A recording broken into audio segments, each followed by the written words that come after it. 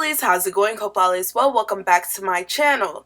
Today I'm here because I was just reading an article that I thought was very interesting. The woman who paid R. Kelly's $100,000 bond wants her money back. The Chicago Sun-Times reported that when the singer faced jail time in Cook County Jail, Valencia Love put up $100,000 for R. Kelly's bond. Kelly was arrested 4 months later on federal charges.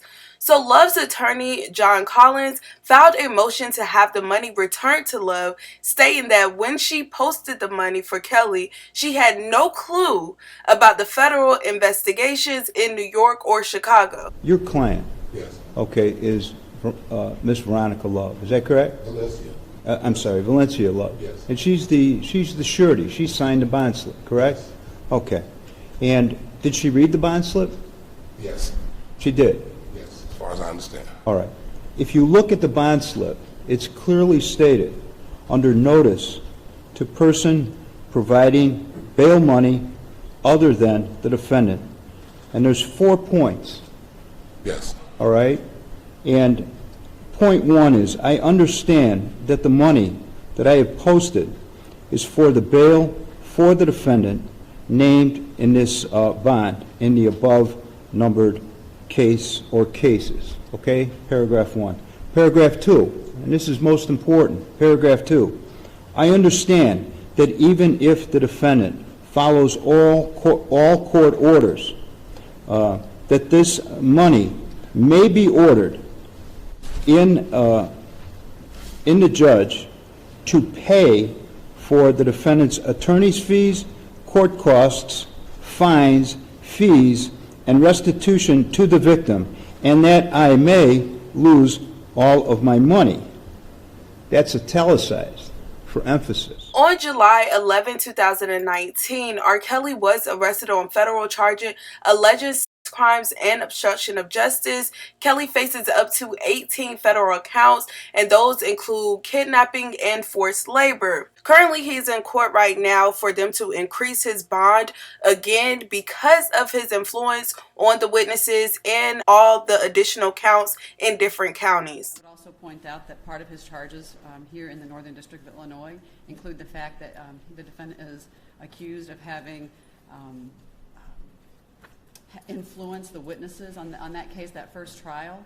And lastly, I would say that the defendant does have additional charges, and that absolutely is appropriate to bring before this court to ask that his bond be increased. He does have additional charges. Now, the judge did deny that motion to increase the bond. From the judge's perspective, he basically said it was no point, being that he do not see R. Kelly getting out anytime soon. That being said, I'm going to deny the motion at this particular point in time. If there's a change in circumstances and he is somehow released from custody and you want to bring it back before me, I'll take a look at it then. So the judge wasn't here for Love's attorney either. When he asked for the money to be returned, this is what he had to say in the courtroom. You're asking on behalf of the surety that I return the bond money, and I'm asking you by what authority? Right next to the signature, these conditions are set forth. So, I mean, there's a certain risk that a surety has in signing a bond slip for someone on behalf of someone who's in custody. She took that risk. According to her lawyer, he felt as if she did not quite understand what she was signing. Notwithstanding the language on that, we still ask that in the issue of fairness, Judge. Mr.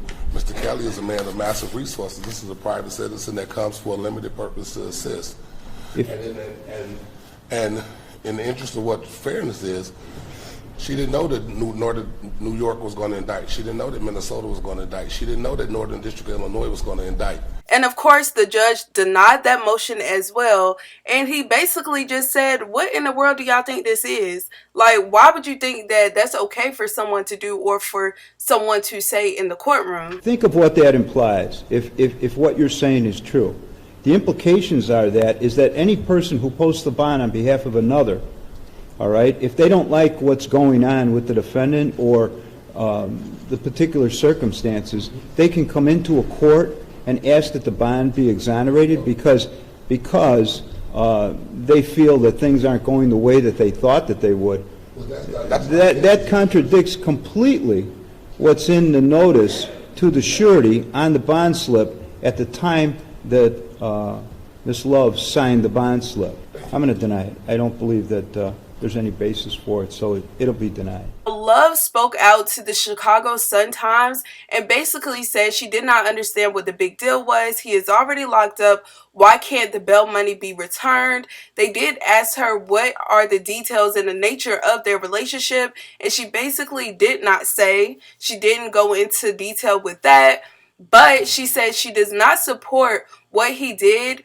However, she felt like he wasn't convicted yet and she wanted to do a favor for her friend. She is quoted saying, "Why is it so bad that I do a favor for a friend?" Now, after that court hearing, her lawyer Collins had said that Love also helped Kelly with paying $50,000 in back child support in the spring. However, Love said that she never did that. So all of this is messy, messy, messy, messy. She's been very vocal with her support with R. Kelly. Quote, "I've known Robert for many years. Everyone has a right to due process. Everyone is presumed innocent.